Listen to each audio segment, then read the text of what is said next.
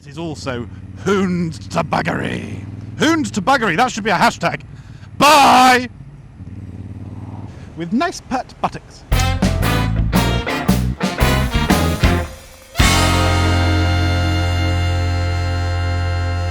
Hello, long time no vlog. I've had, well, dilemma I suppose, the last month. I've done loads of footage, I just haven't had time to edit, but this is the last time I'm starting this, because I'm taking it back. Might not come as a surprise to some of you, I don't know. Because I need to commute on this.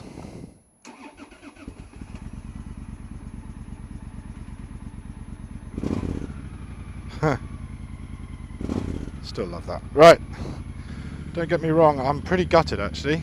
I do love this bike. It's ridiculously comfortable. But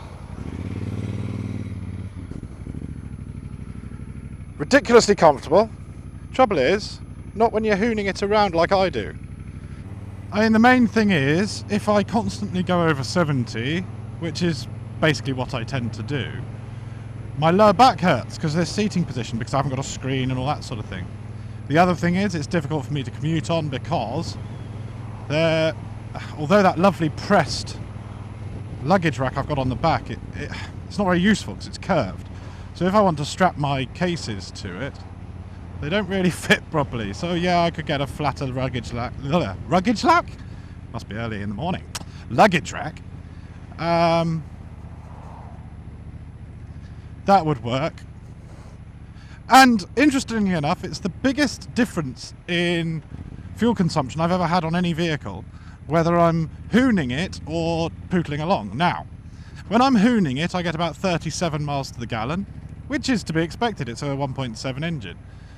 However, when I'm in 6th gear, doing about 65, and it happened the other day when I was following my wife back from holiday, it did 60 miles to the gallon.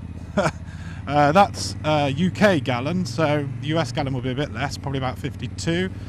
If you want to know, just divide 60 by 4.5, times it by 3.8, and that'll give you your American fuel consumption number, because imperial gallons are different to US gallons, which most of you, I'm sure, are aware. So, however, so that's not the case. It's not fuel consumption that's the problem with this thing, because if I wanted to keep my fuel consumption low, that's great. And it's belt drive, I've basically chatted to the end of the world about, so I didn't have to lube the chain. But it's just not practical enough. That's my issue. So, I'm taking it back to the dealer today. I've had it for 2 months, a grand total of 2 months, and the bike I'm getting instead is cheaper. So I haven't actually lost out on any money, and the monthly payments are the same. So effectively, I'm just giving it straight back, swapping it for another bike, but a cheaper bike, but a more useful bike. I have this dilemma that the new bike isn't particularly rambunctious enough or heroic in the classic style, but I suppose it depends what I do on it. If I throw it around and have fun and a bit silly on it and all that kind of stuff, then it works a treat. So I'm pretty gutted. I love this bike. I love the look of the bike. It's just not sensible enough. Oh God, I hate that phrase. I mean, I'm not even that sensible. So why I'm worrying about being sensible, I don't know. So there we go. Bye Bye Stormy. And no, I didn't start calling it Stormy. I just said that then. Stormy would be a ridiculous name. So stay tuned.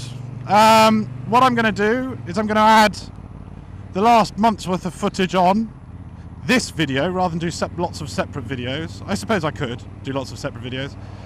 Just to show you what I've done over the last couple of months on this bike, which is quite a lot. Apart from green laning. I haven't done any green laning, that would have been silly.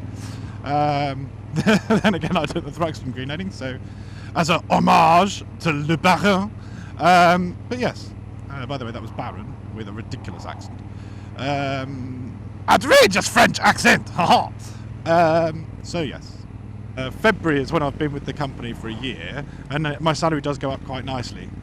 So by then I might be able to afford a second bike, and if that's the case, I'll probably customise a Thruxton or a Scrambler as a second fun bike.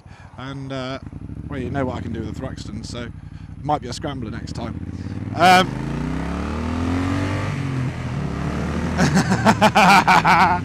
Oh, I'll never get tired of that. But, yeah, we'll see. So, for the next year, I'm going to have an eminently sensible bike. I'm going to have to be thoroughly unsensible on it. Is that a word? Probably, it doesn't sound right. Anyway, nonsensible, insensible. Insensible, there you go. So, yeah, imagine lots of hooning on something that's a very sensible bike. Tolly Bally Ho! Hi! How you doing? That's nice. Don't really care. Actually, I do. I hope you're all well. So, I've decided to... I'm back in the land of my fathers. Not Wales, don't get me wrong. There's nothing wrong with that. Bearded biker and all you lot over there. Scarlet Pimpernel, all that. I love Welsh. I think I'm quarter Welsh. I think something like that. Granny's Welsh, so that makes me quarter Welsh, I think. So, she was Welsh. She's dead. Oh. So, she was great. She was 4'10" and just scary as sin. Wonderful. Anyway, a bit like my wife, actually. Anyway, yeah, Northamptonshire. Hurrah! Hello, Harley man. Decided to cut through Oney on the way to Wellingborough rather than go through Northampton, so sorry. Might ask you if you want a drink later on, but if I don't, haha, never mind. So just a quick one, going to back to my parents' house. Whee! Just because I'm not going to see them for a few weeks and they might need some help. So yes, and see my other granny. Yes, she is. That one is alive. Anyway, thought I'd say hello. Just busy editing my last vlog, so you haven't seen that yet. But anyway, hope we're all well. Yeah, that's about it really. Can't think of anything. No, I'll think of something. Ha ha ha! Bye. So I sort of thought. So I sort of thought of something. Ha ha ha! You say that quickly. Northamptonshire. Look at that, beautiful. Oh, good lord. Windmills definitely seem to be breeding. Not quite like rabbits, but then again they're much bigger, so they obviously take a little bit longer to gestate. Hello. Yeah, I don't know what the gestation time for a windmill would be. I mean, an elephant's something like 18 months. It's twice as much as a human. So taking the size of a windmill being much bigger than an elephant. Oh. I love the talk on this thing, but that was bumpity bump bump. Sorry, I was talking about the gestational period of a windmill. Okay, I'll stop that there because that's bollocks. Alright, bye! Just I know these roads. Oh, so pretty. And in a second, depending on whether the hedges are going to let me, there's a lovely lake down there which I used to run around as a teenager when I was all fit and lithe and lean with nice pert buttocks. And I only say that because that's how it was described to me. Ha ha ha! Ah dear. Where I was baptized. Also where I used to ring the bells. Yes, I'm a campanologist. Couldn't you tell? Gosh! Right. Well, here we go. Up the road. Whee! It's a bit bloody wet, that's the trouble. Although I'm having quite a good time on it anyway. Whee! Oh, bloody weather. Oh well, never mind. Such is life.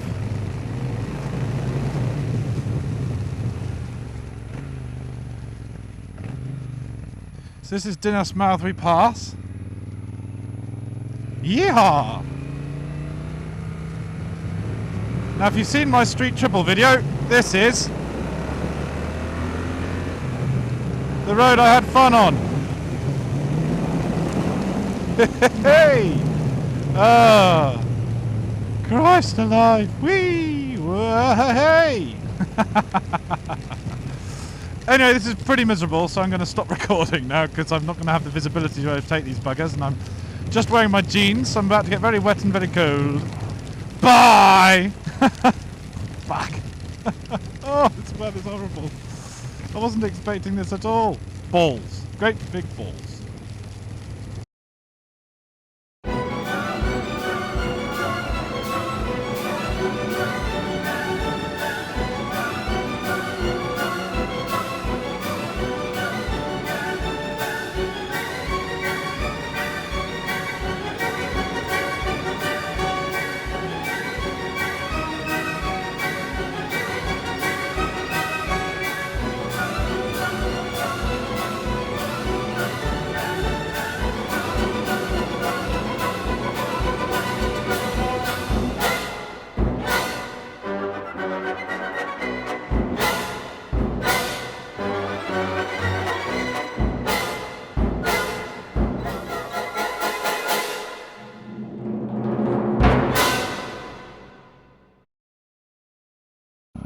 Should we have a play? Oh, oh, oh, look at those.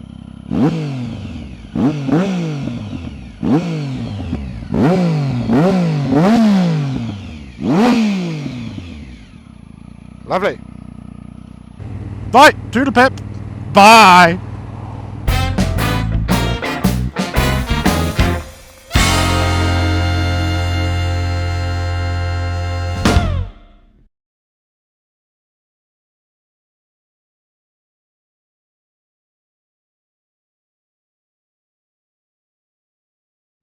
Let's hope this bike has a lovely owner, future owner, and is well looked after, but is also hooned to buggery. Hooned to buggery, that should be a hashtag. Bye! Bye bye birdie.